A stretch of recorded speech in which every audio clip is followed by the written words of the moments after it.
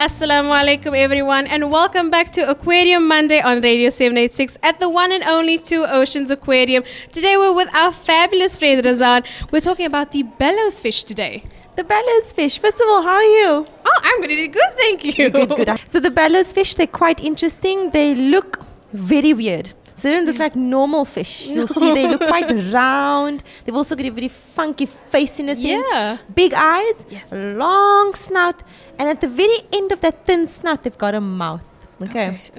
Basically, they live in the southern oceans, and they live very, very deep in the ocean as well, because they're actually feeding on plankton at the bottom of the ocean. Okay. So plankton can be any small crabs, any small shrimp as well, and also any small worms and snails that they find. Okay, so you mentioned that their mouths are really long. I don't suppose they open that mouth in any way. They do open it, so they have to kind of they have to eat.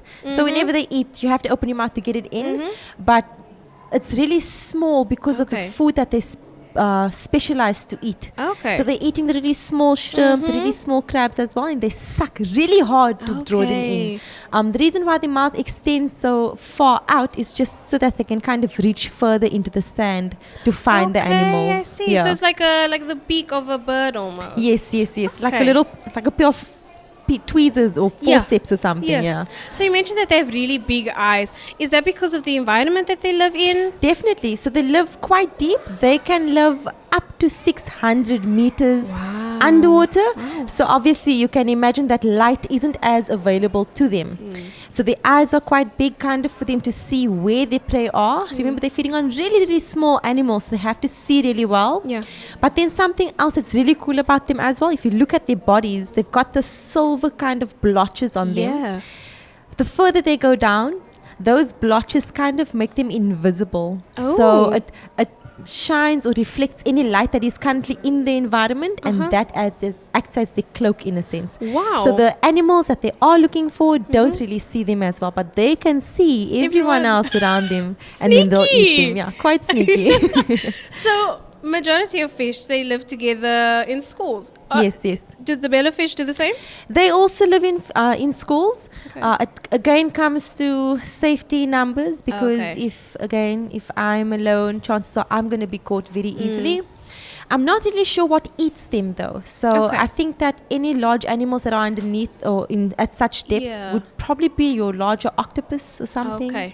But I'm also not really sure. That's me guessing. But yes, they do live in larger groups together, also for capture success, so they can catch more food. Right. And then they'll just go back up to the surface again. So they can kind of cope in the lighter areas and also the darker areas. Cool. Yeah. So we were looking at the tank earlier, and there are some kind of anemones at the bottom. Yes. What are those? So those are tube anemones. I'm not sure if you know, but anemones in general, they are cousins of jellyfish, and they also sting like jellyfish too. So they've got the tentacles coming out the top, but they don't move around. So they kind of have to sting, paralyze, and catch their food, and that's why they don't move around.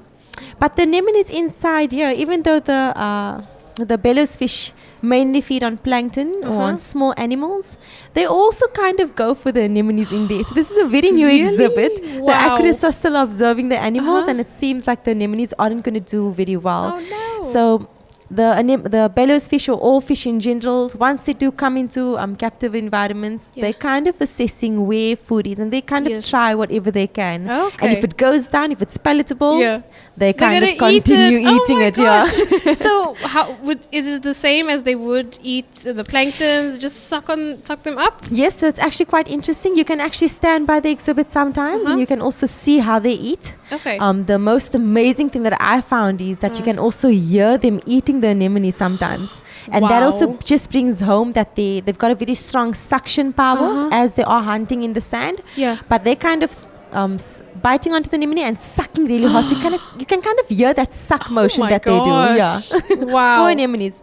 We're just hoping that they don't do it for a very long time still. Else we just have to remove the anemones. So do these guys, do we find them close to our coasts? Yeah, you'll find them close to our coast, but they also occur in all southern oceans. So you can even say from America, Africa and then Australia as well. So in the southern hemisphere. Yeah. Okay, cool. So they prefer warm, cold water? You can say they prefer, well, they can do well in either.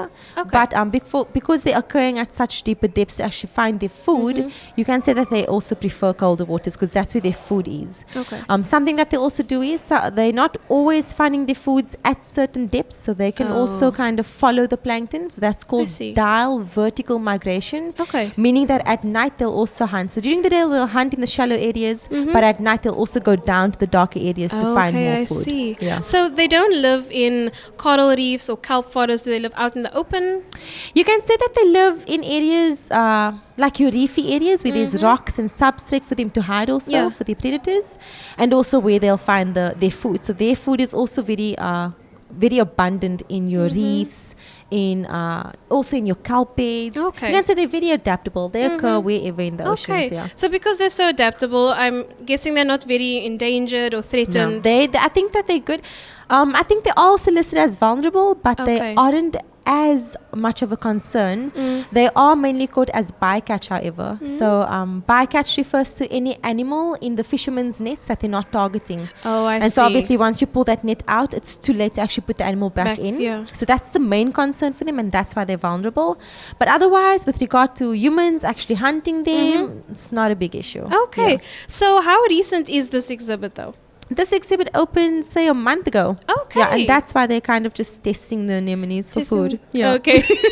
Okay. So when you say that the aquarists are just observing them, what exactly does that mean? What does it entail? So when an aquarist observes the exhibit, they just kind of spend time with the exhibit and watching the behavior of the animals.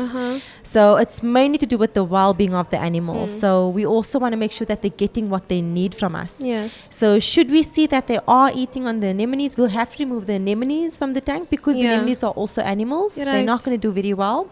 But they'll also test different types of food on the animal. So we also we'll probably feed them mysid or just tiny shrimp that we often get to the aquarium. Okay. So what have you been feeding them so far? I'm actually not sure. I haven't watched their feeds, but I'm just assuming mysid. So they're tiny shrimp that we have it quite in abundance in our waters. So we're actually collecting on a weekly basis. Yeah. Okay, cool. Wow. So come down to the Two Oceans Aquarium and see these crazy fish with long straw mouths, almost like birds, but they're not birds, they're fish. So come down to the Two Oceans Aquarium and have a look for yourself. And we'll see you again next week for more Aquarium Monday on Radio 786.